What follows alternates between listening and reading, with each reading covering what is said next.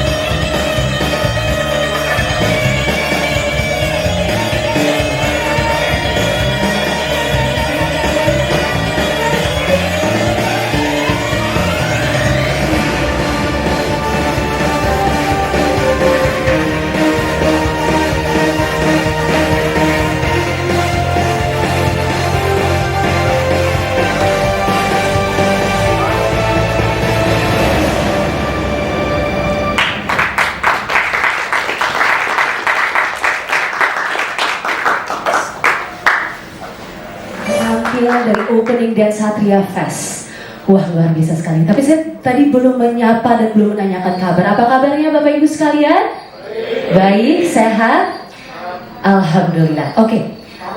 Bapak Ibu dan para hadirin sekalian, sebetulnya kalau melihat energi barusan, saya itu jadi percaya bahwa ternyata tradisi itu bisa terasa begitu dekat ya, bahkan sampai hari ini. Tapi saya juga percaya bahwa sesuatu yang terlihat besar mungkin awalnya dimulai dari sesuatu yang kecil atau yang sederhana. Mungkin dari satu ruang latihan yang besarnya tidak seberapa. Mungkin dari keyakinan atau kepercayaan dua orang. Dan mungkin juga dari kalimat sederhana seperti coba kita mulai dulu. Dan selama 33 tahun, Swarga Loka tumbuh menjadi rumah bagi begitu banyak mimpi. Terkadang kita lupa bahwa sebuah perjalanan panjang itu tidak dibangun oleh gedung besar atau panggung megah, tapi oleh orang-orang yang bertahan, oleh orang-orang yang memilih datang latihan, orang-orang yang mau memilih untuk mencintai proses, dan orang-orang yang tetap berkarya walaupun jalannya tidak selalu mulus dan tidak selalu mudah. Dan bicara soal proses, sore ini kita juga sedang membuka perjalanan besar lainnya, yaitu Satria Fest 3.0, salah satu festival tari terbesar oleh Swarga Loka tahun ini yang akan berlangsung mulai tanggal 17 Juni hari ini dan sampai malam puncaknya di 4 Juli 2026.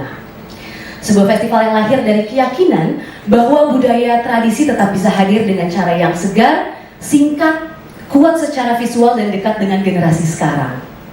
Sebagai gambaran semangat itu, mari kita saksikan sebuah karya yang pernah menjadi runner-up Satria Tari Indonesia 2023 oleh kelompok Cecakal. Sebuah interpretasi tokoh pewayangan Gatot Kaca. Seorang satria yang kuat, berani, dan penuh pengabdian. Hari ini akan dibawakan secara spesial oleh Gentur Duta Pratama, penerima penghargaan Siswa Matahari Swarga Loka School of Dance 2024. Mari kita sambut Satria Gatot Kaca.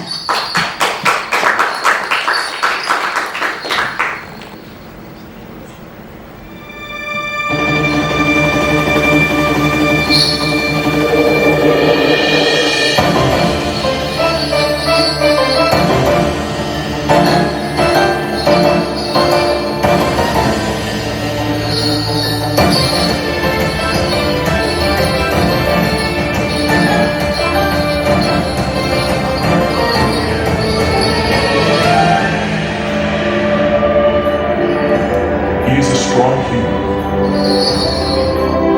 His body is like iron. Flying stalking an enemy.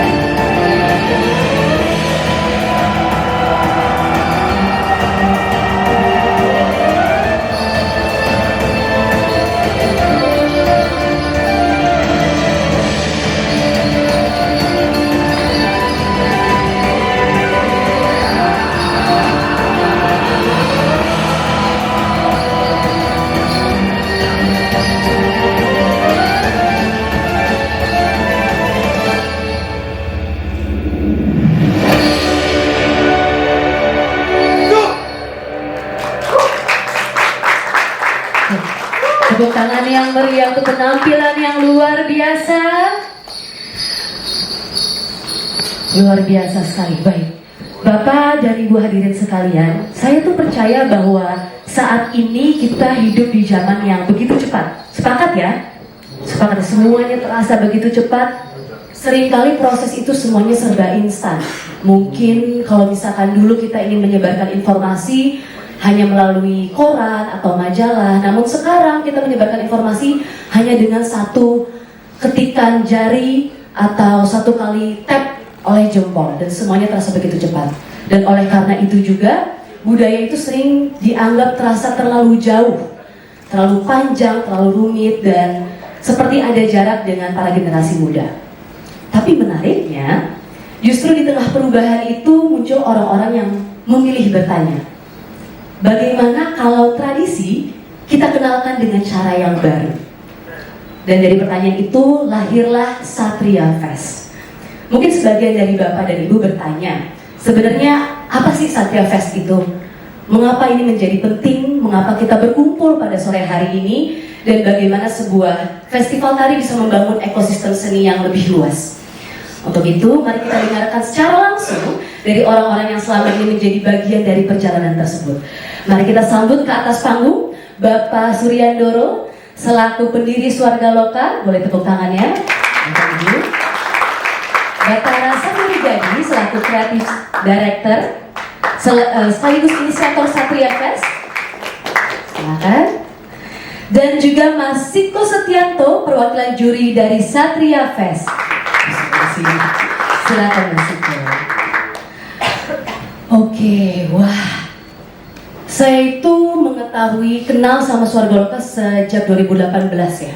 Karena waktu itu kebetulan ada proyek menari dengan Batara. Dan dari 2018 hingga tahun ini, 2026, Swarga Loka tuh penampilannya tidak pernah gagal untuk bikin merinding. Selalu dengan ciri khas dan karakteristik yang selalu kuat. Baik, pertanyaan pertama akan ditujukan untuk Bapak Suryandoro, Batara, dan juga Mas Siko.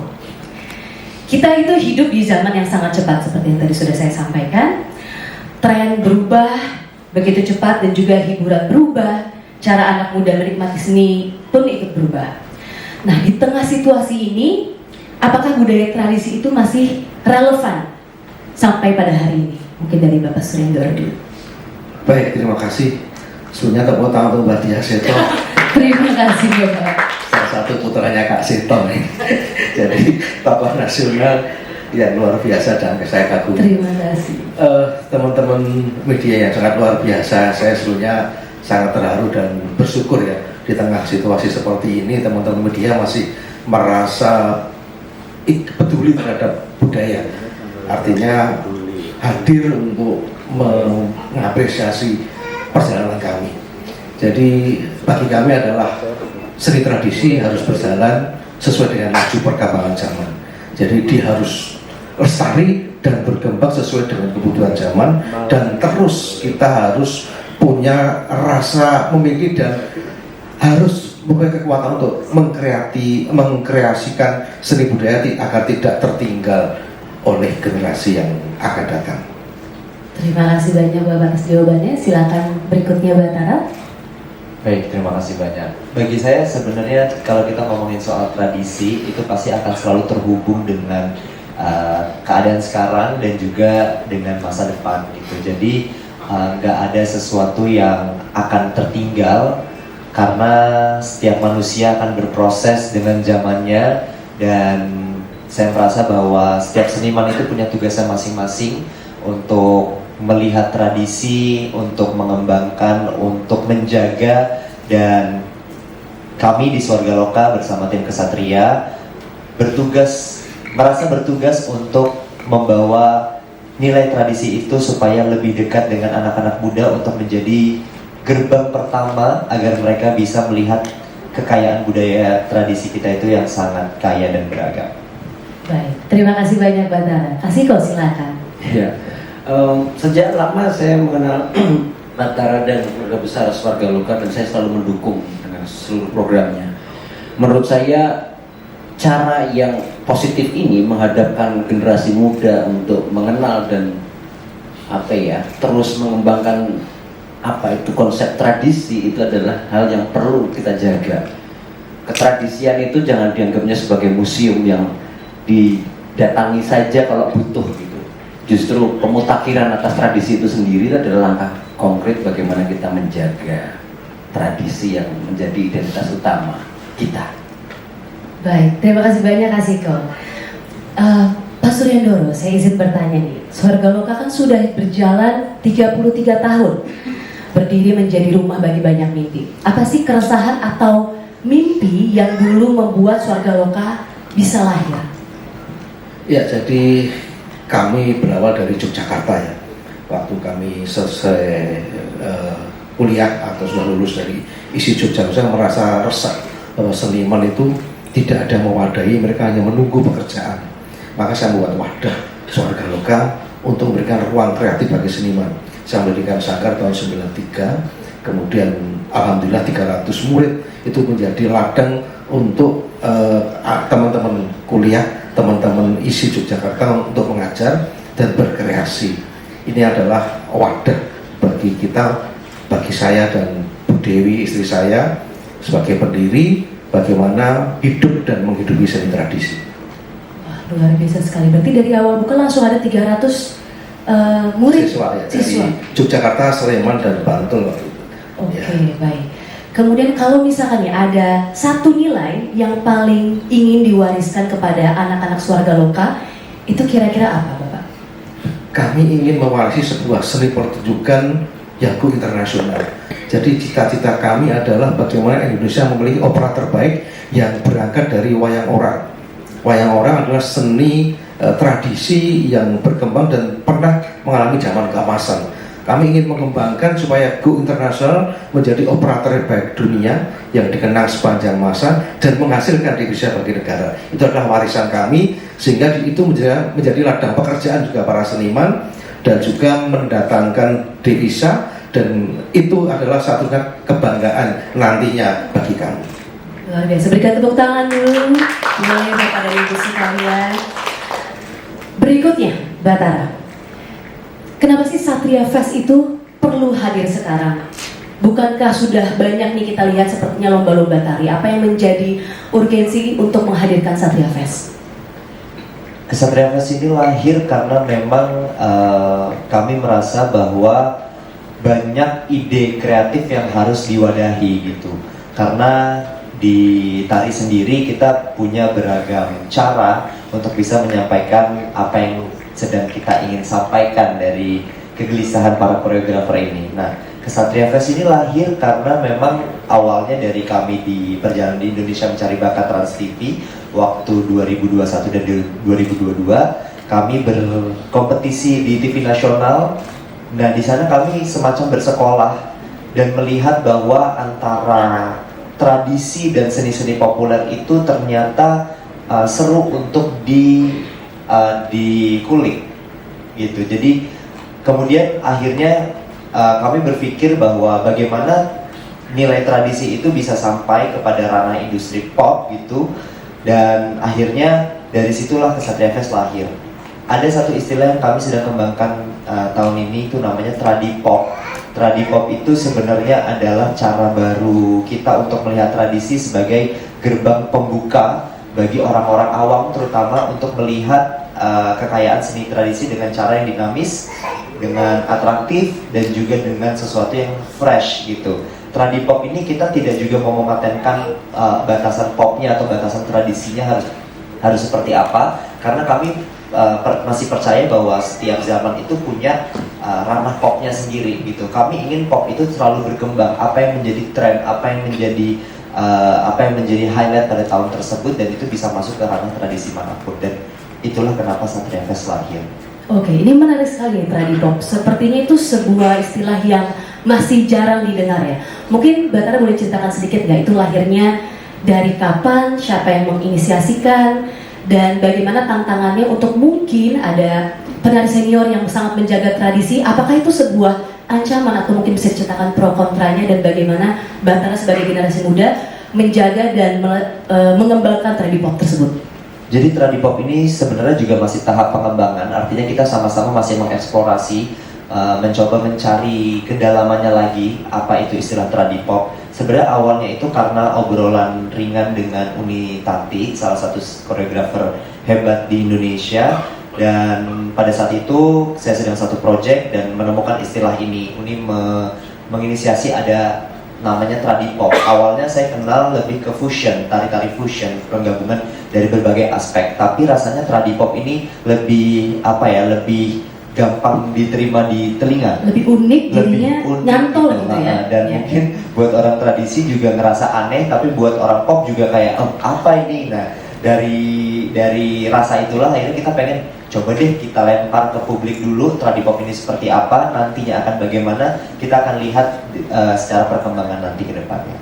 Baik, Batara, kenapa sih fokusnya memilih untuk anak muda? Susah nggak sih pendekatannya untuk Tradipop ini dan melestarikan tradisi ini? Mungkin kadang kan justru karena Batara maksudnya Gen Z ya, 97 tuh Pembuka Gen Z. Pembuka Gen Z. Biasanya kita hidup justru dari segala sesuatu yang instan, dan mungkin kalau misalkan melestarikan tradisi kayaknya lebih mudah untuk yang lebih senior nih, bukan generasi muda. Kenapa Satria Fest ini fokusnya justru pada generasi muda? Yang pertama mungkin karena anak muda juga rasa ambisiusnya juga masih yang tinggi ya. Jadi jiwa kompetisinya juga masih berapi-api gitu. Jadi kami merasa anak muda ini bisa menjadi penggerak atau pembawa perubahan gitu. Karena saya merasa bahwa seniman muda ini sebenarnya jangan takut untuk berkarya, terutama dalam melihat tradisi, karena banyak sekali ketakutan yang dialami anak-anak muda terkait dengan pakem-pakem, adat, dan lain sebagainya. Tapi pada prinsipnya bahwa kehadiran kita sebagai seniman sebenarnya penting untuk membaca atau mempertanyakan kembali tradisi tersebut.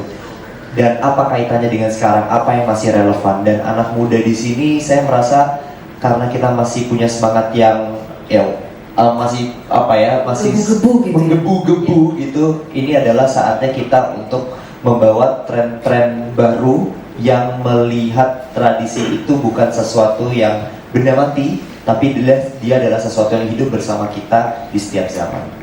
Baik. Apa sih yang membedakan penari dari ekosistem Satria Fest ini dengan penari-penari lainnya? Harapan kami sebenarnya di Kesatria Fest ini memunculkan idol baru, terutama di bidang tari, karena kami merasa bahwa sebagai penari pun kita harus juga memberikan pengaruh yang positif buat banyak orang, terutama buat penari-penari lainnya. Bagaimana seorang penari itu bisa membawa tren baru dan bisa diikuti oleh banyak orang, tren positif tentunya, dan memberikan penari itu bukan cuma pelaku, bukan cuma kayak semacam tukang buat koreografer, Tapi juga role model. iya, tapi juga role model yang bisa memberikan positive impact buat lingkungan sekitarnya. Baik, terima kasih banyak Batara. Berikutnya, kita berikan tepuk tangan dulu untuk Batara. Oke, Kasiko. Pada Satria Fest 3.0 ini Kasiko menjadi juri, dan di Satria Fest 3 tahun lalu 2023 Satria Fest 2.0 juga pernah menjadi juri.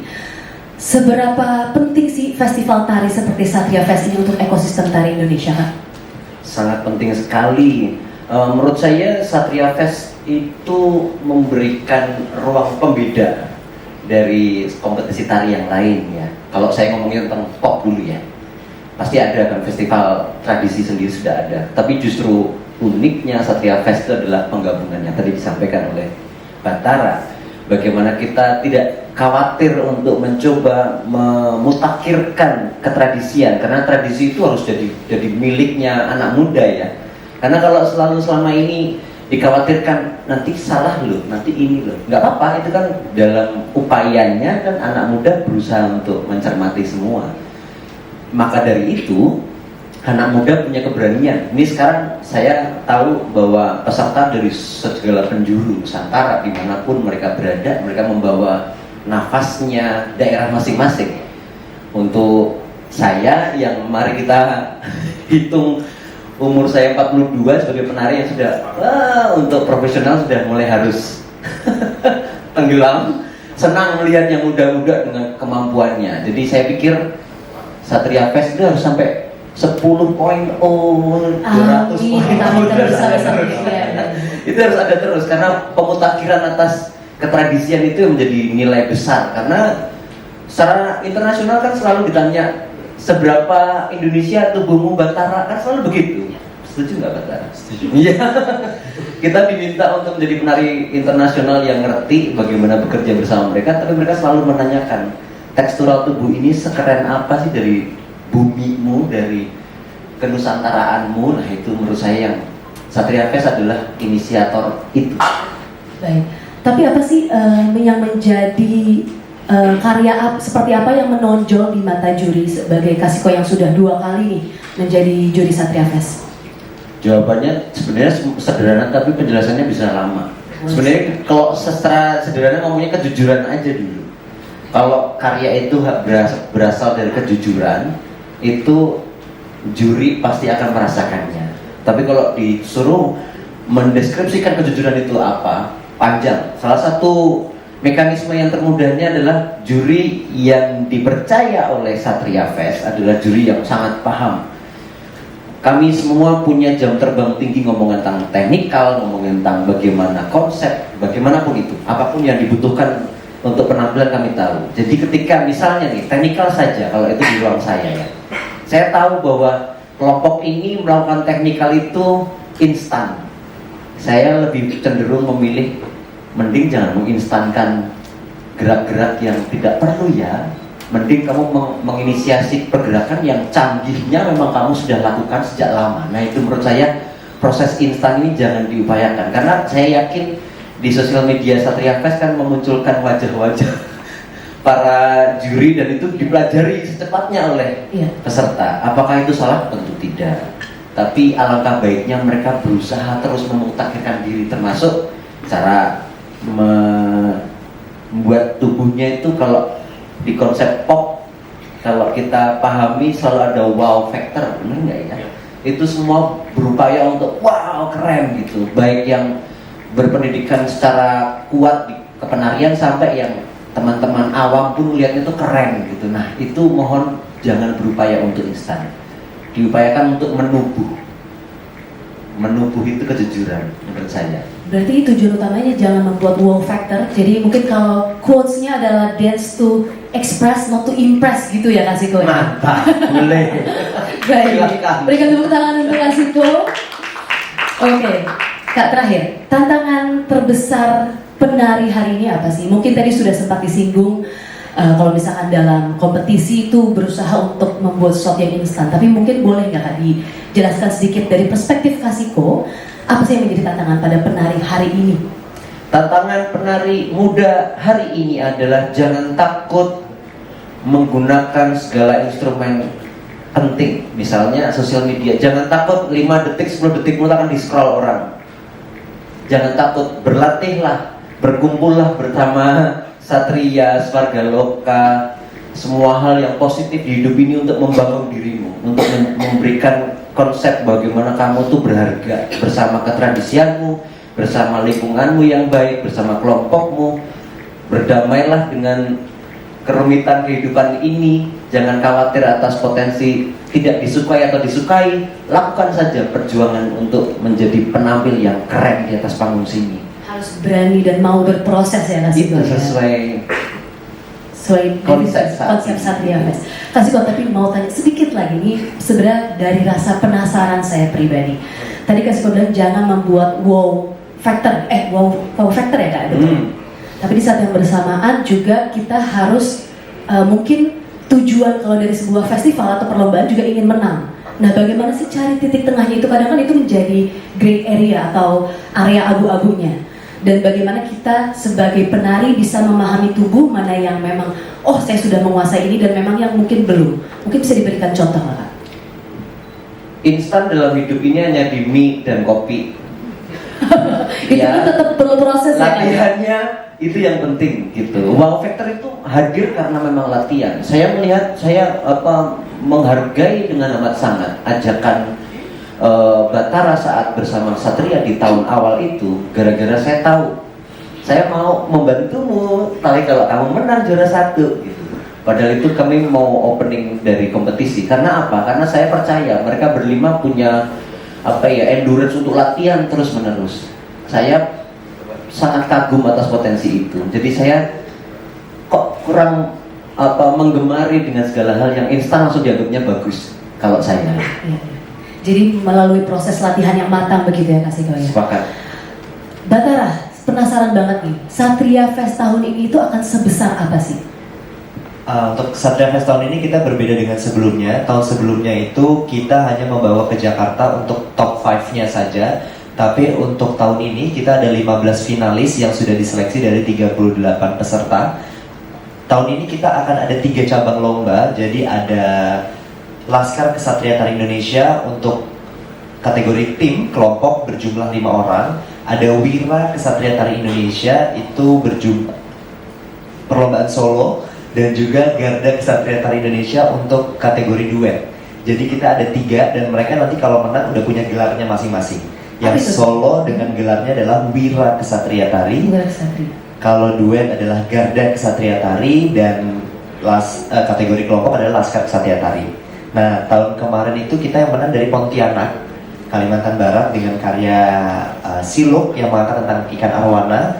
Kemudian juara 2-nya yang Cecakal tadi, yang Gatot Kaca, terinspirasi dari Gatot Kaca. Dan yang ketiga itu yang nanti akan Kesatria bawakan, mengangkat tentang topeng Kaliwungu dari Lumajang. Nah, tahun ini kita pesertanya juga ada 15 macam-macam, ada dari Gorontalo, ada dari Yogyakarta, Wow. Mempawah, terus Bandar Lampung, Pontianak lagi, Wow, oke. Ponorogo, Subang, Blitar, Batam, Pasuruan, Lumajang, Surakarta, Belitung, Sidoarjo, dan Sukabumi. Wow, boleh berikan tepuk tangan para hadirin sekalian, ini banyak sekali ya.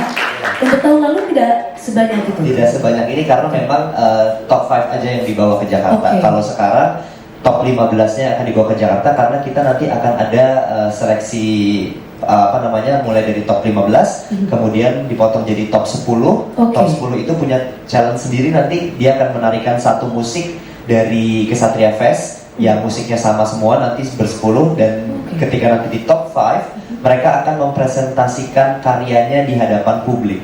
Karena yang spesial lagi tahun ini kita ada 100 voters. 100 voters. Ya, 100 voters ini sudah akan diseleksi dari volunteer-volunteer yang akan mendaftar. Bisa siapapun yang bisa daftar, boleh daftar, mulai dari media boleh, penari boleh, non penari boleh, kita ajak kakek, nenek, Berarti ibu, umum bapak, ya, umum. voters. Karena kita akan melihat bagaimana tren dari yang dibawa masing-masing daerah ini bisa dekat dengan para votersnya. Jadi siapa yang vote-nya paling banyak, itu Itu dia yang juga akan yang akan poinnya paling tinggi. Oke, baik. Itu bisa daftarnya di mana, Batara? Ada di Instagram kesatria.fest, ada open volunteer untuk 100 voters. Dan itu segala informasi juga akan disampaikan di situ ya. Yes. @satria.fest. Baik, untuk pertanyaan terakhir, kalau boleh satu harapan besar dari masing-masing, dari Pak Suryandoro, Batara dan juga Kasiko, boleh dong memberikan satu harapan besar untuk dunia tari Indonesia dengan adanya Satria Fest 3.0. Peran pemerintah dan swasta sangat penting dalam mendukung festival ini ya. Jadi kami nggak bisa sendiri, jadi harus ada kepedulian juga teman-teman media untuk bersama-sama dengan kami bagaimana seni budaya itu dapat laju dan berkembang, kemudian kreativitas anak-anak muda juga terwadai dalam festival ini. Mari kita sama-sama mendukung kegiatan ini. Baik, silakan Batara. Untuk semuanya kita harus bersama-sama berpegangan tangan, karena dunia tari kita udah nggak usah lagi iri-irian. Ada segala macam jenis tarian yang bisa kita eksplorasi, segala macam cara kita melihat tradisi. Jadi untuk anak-anak muda terutama terus berkarya dan melihat tradisi itu tidak menjadi sesuatu yang mati. Saling merangkul ya. Betul. Untuk industri ini kita soalnya harus bersama-sama. Yes. Baik, berikutnya silakan Kasiko. Seni tari Indonesia milik siapapun, semua berhak untuk melakukannya, termasuk yang muda. Saya berharap akan hadir dalam 10 tahun ke depan figur-figur muda kayak Batara yang berkali lipat lebih banyak gitu. Saya menganggap kesempatan bersama Satria Fest itu terbuka, kesempatan tidak hanya sekedar penari ya, tapi kreatornya, bahkan komposernya, artinya ekosistemnya terbangun. Makanya pusaran bagaimana pertumbuhan ekosistem itu jadi penting. Saya pikir saya sangat optimis bersama Satria Fest, kedepannya akan tumbuh banyak persona-persona baru di tari Indonesia. Amin, amin. Kita doakan bersama. Boleh tepuk tangan yang meriah untuk para tiga narasumber di depan ini. Terima kasih banyak atas obrolan yang hangat pada sore hari ini. Saya rasa satu hal yang menarik dari perbincangan kita tadi, yaitu menjaga budaya ternyata tidak selalu harus dengan cara yang lama ya, tapi juga bisa dengan cara yang baru, cara yang segar, dan juga mengikuti waktu dan zaman. Dan mungkin itulah yang menjadi semangat dari Satria Fest ini ya. Untuk sekarang kita akan membuka pertanyaan kepada rekan media. Untuk sementara saya akan membuka untuk 3 penanya. Boleh silakan angkat tangan dan tim boleh menyediakan mikrofonnya. Makanya saya Kintan dari indonesiasenang.com. Izin bertanya, yang pertama, kenapa memilih untuk jumlah votersnya hanya 100? Ya, hanya 100 karena pesertanya banyak ya Mas ya, 100. Itu yang pertama. Yang kedua, bagaimana menjamin bahwa pilihan mereka adalah netral? Karena kalau misalnya umum nih, bisa mungkin dari keluarga segala macam tanpa harus suka, mereka juga bisa like seperti itu. Itu aja dulu deh, biar yang lain bisa tanya juga. Baik, Thank terima you. kasih. Boleh silakan dijawab dulu, Batara. Baik, terima kasih Kak. Yang pertama, kenapa 100? Karena terkait dengan teknis juga, terkait dengan teknis di lokasi dan juga teknis cara votingnya, karena kita masih pakai cara yang sederhana nanti sistemnya. Kemudian kenapa bisa dipastikan netral? Karena nanti mereka akan melalui seleksi juga. Jadi dari pendaftar-pendaftar yang akan yang sudah mengisi formulir itu kita sudah berikan beberapa pertanyaan terkait dengan kenapa ingin jadi voters juga. Nanti di situ akan diseleksi oleh tim dan juga member Kesatria untuk kita bisa memastikan bahwa tidak ada keterkaitan dengan peserta yang akan hadir. Dan sebenarnya 100 voters ini itu akan menjadi salah satu poin tambahan. Tapi poin utama yang terbesar adalah di 5 juri utama. Jadi mereka akan menambah poin untuk memperlihatkan bahwa karya ini masuk atau enggak sih ke segala umur, segala usia atau segala pekerjaan dan segala jenis voters yang akan ada di 100 itu. Komposisinya nanti kita akan pilih ada penari, ada usia 5 sampai 10 tahun, macam-macam usianya. Berarti untuk keluarga peserta tidak? Oh tidak boleh. Nah, Berarti tetap yang utamanya dari Dewan Jurinya juga iya, ya, penilaian nilai utama dari Dewan Juri. Tapi itu ada poin tambahan Yes, seperti itu ya. betul. Baik. Untuk 2 penanya lagi boleh silakan angkat tangan. Jangan malu-malu ya, karena biasanya pertanyaan terbaik itu justru datang dari rasa penasaran nih. Silakan, ada mungkin rekan media. Oke, baik, sebelah situ. Boleh tolong sebutkan nama dan dari media mana? Halo, selamat sore. Saya Sarah dari media Lansar.id. Ada beberapa pertanyaan. Yang pertama sebenarnya mau melanjutkan tadi soal tradi pop, gitu kan. Seberapa besar yang sudah Mas Batara siapkan untuk menciptakan tradi pop yang akhirnya mungkin booming, mungkin menyamakan tidak mungkin, tapi bisa menginvasi kayak K-Wave dengan tradisinya mereka. Nah, dari Mas Batara sendiri dengan tim itu sejauh mana dan seperti apa gitu? Mungkin kalau misalnya boleh sedikit juga saran, media sosial sekarang sangat berperan penting untuk mempromosikan mungkin kayak K-Wave atau K-pop sendiri itu sendiri ada kayak di setel satu lagu terus tiba-tiba kalau dia tahu lagu itu apa, mereka ikut joget. Mungkin bisa dibuat seperti itu, tradisi yang tradisi kita tadi kita mengajarkan secara tidak langsung di depan umum. Itu pertama. Terus yang kedua, kalau ngomong tradisi tadi juga jangan sampai jadi kayak museum aja yang datang saat ada dibutuhkan gitu. Tapi saya masih miris di zaman sekarang, tradisi itu hanya benar-benar diperlukan di momen kayak besar, kayak sekarang momen mungkin ulang tahun kota atau apapun. Dan saya sih berharap atau upaya lebih dari Kesatria Fest sendiri dengan tim itu dibuat seperti apa. Soalnya kalau tari modern kita udah banyak melihat juga di YouTube kayak Miu, penari kita yang ini. Dan untuk tradisi sendiri Kesatria Fest akan buat seperti apa untuk kompetisi tari tradisional ini? Mungkin mulai dari Batara dulu. Baik, terima kasih ke atas pertanyaannya. Untuk Tradipop sendiri sebenarnya kami sudah mencoba dari tahun 2021 saat kita di Indonesia Mencari Bakat.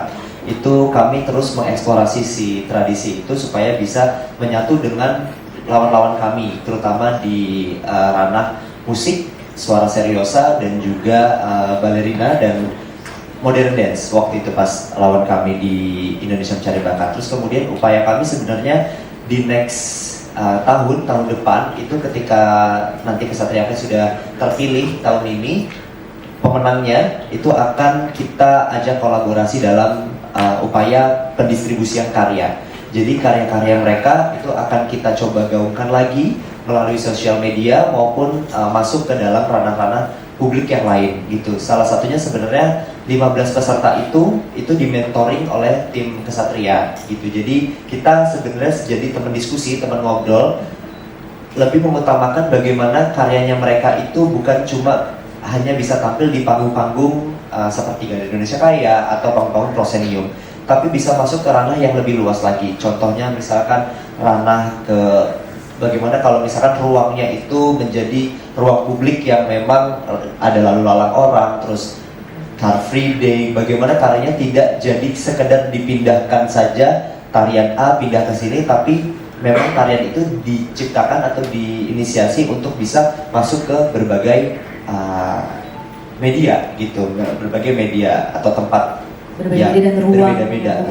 Betul. Dan kami sekarang lebih mengutamakan untuk ke sosial media dulu, ke sosial media. Makanya kenapa kami pengen Pemenang Ksatria Fest itu juga bisa menjadi idola, karena kalau kami dilihat dari Q-Wave itu kan, bagaimana menciptakan tren Q-Wave bisa tersebar karena salah satunya ada sosok yang mereka lihat sebagai sesuatu yang populer gitu. Jadi kita pengen juga sosok Ksatria Fest itu juga populer, diawali dari kalangan tarinya sendiri dulu.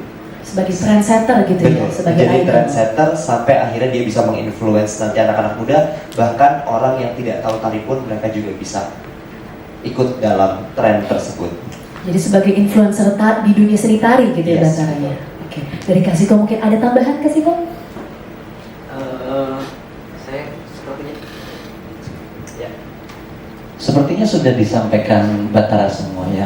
Saya setuju dengan Mbak tadi menyampaikan tentang kekhawatirannya. Ya. Jangan dianggap tradisi sebagai sekedar museum yang cuma untuk ulang tahun kota dan sebagainya. Sepakat Mbak.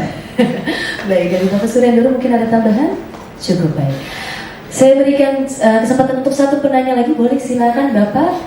Boleh tolong dibantu mikrofonnya, Bapak yang di depan dengan topi. Iya, boleh. Nama dan dari media mana? Selamat sore, perkenalkan Selamat saya Iwayan Bagiartana dari lewatlensa.com. Ini berarti kan perjalanan Ksatria Fest ini sudah masuk ke episode yang ketiga ya. Selama perjalanan 2 kali Ksatria Fest ini, apa sih hal-hal yang baru atau perkembangan-perkembangan yang telah diimplementasikan untuk perkembangan dunia tari di Indonesia? Kemudian yang kedua, apa sih yang menjadi fokus dari Ksatria Fest ini? Jenis tari seperti apa yang boleh dilombakan di dalam lomba Ksatria Fest ini dalam mereka untuk mendaftar menjadi peserta? Terima kasih. Baik, terima kasih banyak Bapak. Menarik sekali nih Batara, mungkin boleh dijawab, silakan. Ya, jadi Terima kasih Pak pertanyaannya. Jadi memang kalau untuk siapa yang boleh daftar, siapapun boleh daftar, karena kami hanya membatasi di durasi. Durasi itu tidak boleh lebih dari 4 menit untuk karya yang didaftarkan dan akan ditampilkan. Karena prinsipnya adalah pada saat momen-momen kita masuk ke industri, sering sekali kita terjadi pemotongan tarian. Misalkan dari tarian durasi 8 menit diminta menjadi 2 menit atau 1 menit. Nah, ketika itu terjadi, kami miris karena tari tradisi itu sebenarnya nggak bisa dipotong-potong sembarangan gitu. Maka dari itu lahirlah prinsip bahwa untuk masuk ke ranah industri kita butuh sesuatu yang lebih cepat gitu, durasinya lebih pendek. Makanya sekaligus kita menginfluence teman-teman untuk menciptakan karyanya yang di bawah 4 menit, durasi 3-4 menit. Itu salah satunya. Dan mereka harus membawa satu ide lokal yang mereka angkat dengan kuat, tapi mereka boleh untuk mencampurkan dengan berbagai aspek gitu. Mulai dari modern atau street dance boleh dimasukin ke dalamnya. Jadi mereka boleh mengeksplorasi secara bebas. Kemudian tadi pertanyaannya Jenis tari yang seperti apa mungkin itu ya. Jadi Iya. untuk seperti misalkan para penari yang backgroundnya tari balet atau K-pop itu boleh saja. sangat boleh, tapi memang mereka harus mengangkat tradisi apa yang baik itu dari segi visual, kostum, misalkan, atau idenya benar-benar emang dari daerah setempat gitu. Misalkan mereka mau ngangkat tentang topeng Kaliwungu dari Lumajang, tapi dengan konsep balet gitu, idenya dari Lumajang, itu nggak apa-apa. Itu boleh, Sangat asalkan akarnya itu Ya. tetap dari tradisi Iya, kita ya. akarnya tetap dari tradisi, baik itu dari visual, musik, dan juga elemen-elemen gerak yang akan ditampilkan gitu. Baik, Bapak ada lagi pertanyaannya tadi? Tadi yang pertama belum terjawab. Selama 2 tahun perjalanan ini, apa yang telah terimplementasikan atau menjadi sumbangsih untuk perkembangan dunia seni tari di Indonesia ini? Baik. Baik, salah satunya sebenarnya di lomba Pak, di banyak lomba, banyak karya kesatria yang akhirnya dipakai untuk lomba-lomba teman-teman di daerah gitu. Salah satunya yang dari hasil Kesatria Fest yang pertama itu kami melahirkan karya berjudul Bumi Langit, itu dari pemenang Kesatria Fest yang pertama dari Yogyakarta. Nah, karya Bumi Langit itu sekarang itu sudah banyak dipakai lomba-lomba oleh anak-anak di daerah, dan itu juga membawa mereka untuk menjadi juara satu di berbagai perlombaan di sekitar Jawa Timur, karena karyanya mengangkat tentang remo, dan akhirnya itu menjadi tren pada sampai sekarang. Ada beberapa sanggar yang masih menjadikan itu tren sampai sekarang. Nah, yang kedua itu kemarin Eyes on Us dari Kalimantan Barat, Pontianak, itu berhasil juga menjadi second runner up di Amazing Dance Indonesia lewat karya Siluknya juga, dan itu berhasil menciptakan tren untuk memainkan properti kipas. Jadi properti kipas yang mereka lempar-lempar itu pada saat mereka setelah memenangkan Kesatria Fest itu banyak menginfluence penari-penari koreografer untuk menggunakan teknik yang sama. Dan itu menyeluruh ya Batara ya, dari berbagai daerah kan ya. Yes. Saya sering lihat Batara suka repost itu berarti berhasil, artinya Satria Fest ini tuh berhasil menginfluence, betul ya? Yes, betul. Dari Bapak Surindoro mungkin ada tambahan? Ya, saya terima kasih dan bersyukur ya, masih dihadiri oleh teman-teman media dan masih merasa bahwa seni budaya itu didukung oleh media dengan sangat baik. Baik. Seperti kita masih ada waktu untuk satu penanya terakhir, mungkin ada teman-teman media yang ingin bertanya, boleh silakan. Boleh tolong mikrofonnya. Untuk disebutkan nama dan dari mana.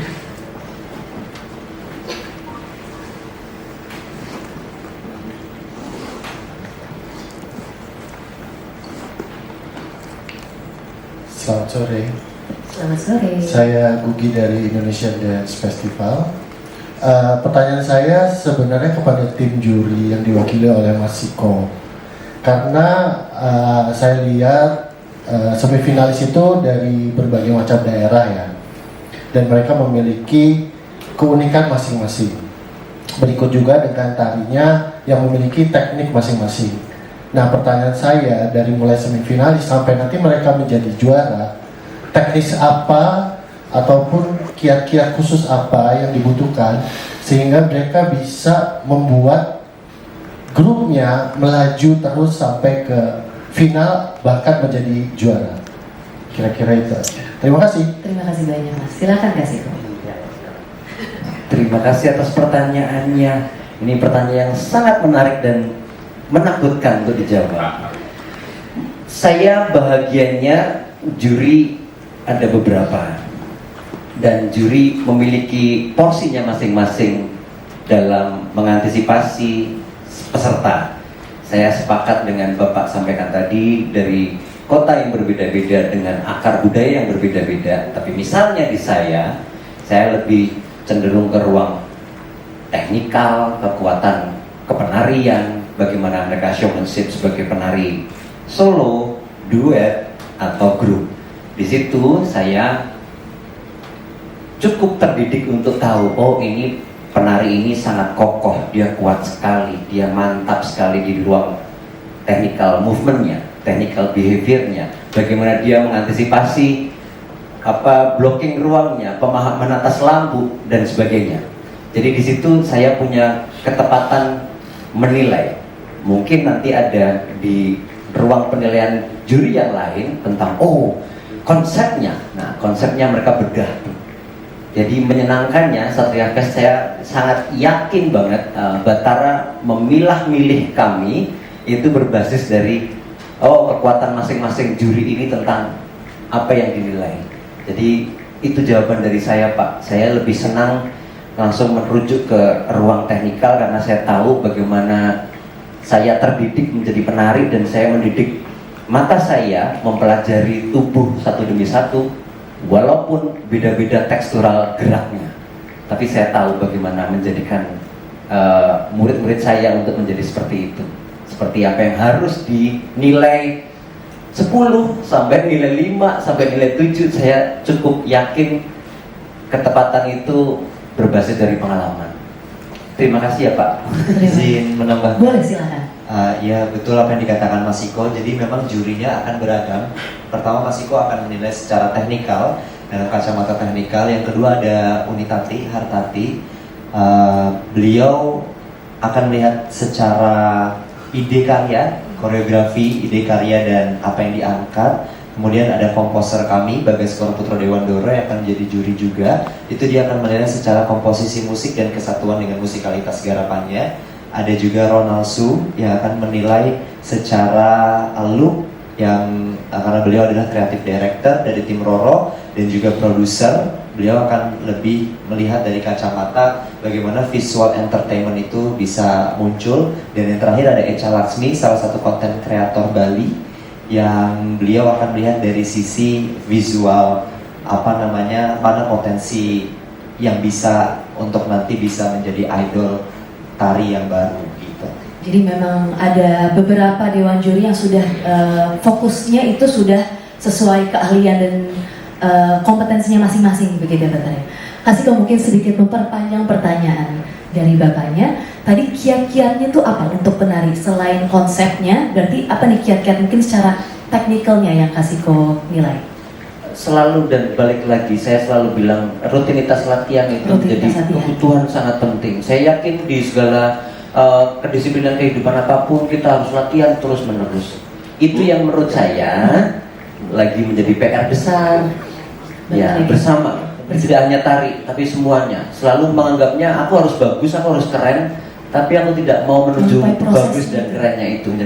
Itu yang saya anggap menjadi PR di Satria Fest ini. Dan saya senang kenapa Satria Fest ini jadi penting. Karena setelah menang pun mereka nggak akan istirahat dengan oh ya piala dah. Tapi mereka masih harus terus mendaya gunakan karyanya untuk maju ke depan.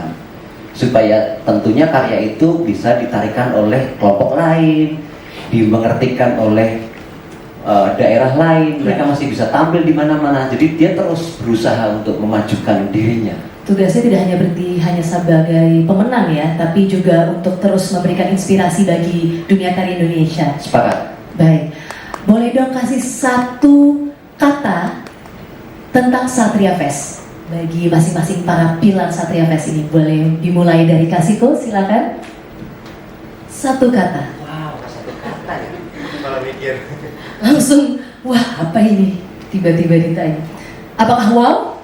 Atau ada yang lain, Kasiko? Aduh. Bahkan jangan pressure. Satu kata untuk Satria Fest. Oke, di future. Future atau masa depan ya, future. Baik, silakan Batara. Jagoan. Jagoan.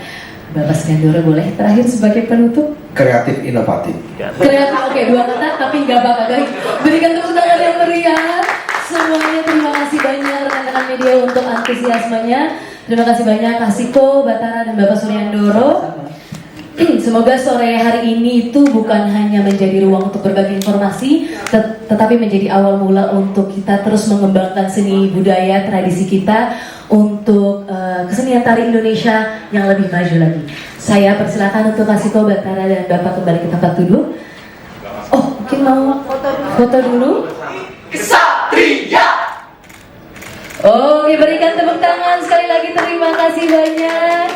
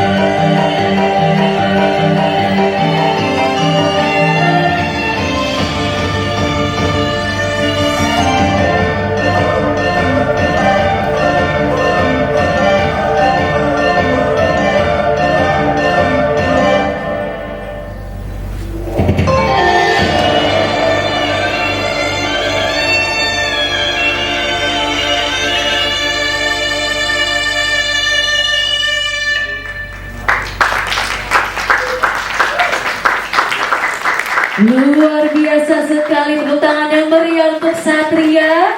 Akhirnya berkumpul kembali dengan seluruh member yang komplit setelah sempat beberapa tahun vakum, betul ya. Kita tepuk tangan yang diisinya ada Batara, Batari, Cikal, Mustika, dan juga Denta. Luar biasa sekali, tepuk tangan yang meriah untuk Satria dan juga seluruh penampil pada sore hari ini. Terima kasih juga untuk kepada Bapak, Ibu, rekan media sekalian yang sudah hadir. Terima kasih sudah menyempatkan Rabu sorenya untuk berkumpul bersama pada press conference Satria Fest 3.0. Kami juga ingin mengucapkan terima kasih kepada Dana Indonesiana atas dukungannya untuk Satria Fest 3.0. Terima kasih banyak sekali lagi. Berikutnya mungkin para rekan media bisa melanjutkan perbincangan atau percakapan one on one dengan para member setelah ini, dan kita foto bersama terlebih dahulu. Baik, sekaligus saya tutup. Setelah ini mohon untuk jangan berdiri dulu karena kita akan foto bersama. Untuk kurang lebihnya saya mohon maaf. Saya dan Seto pamit undur diri. Sampai bertemu pada rangkaian Satria Fest 3.0 menuju malam puncak tanggal 4 Juli 2026 di Teater Besar Taman Ismail Marzuki. Selamat sore. Baik.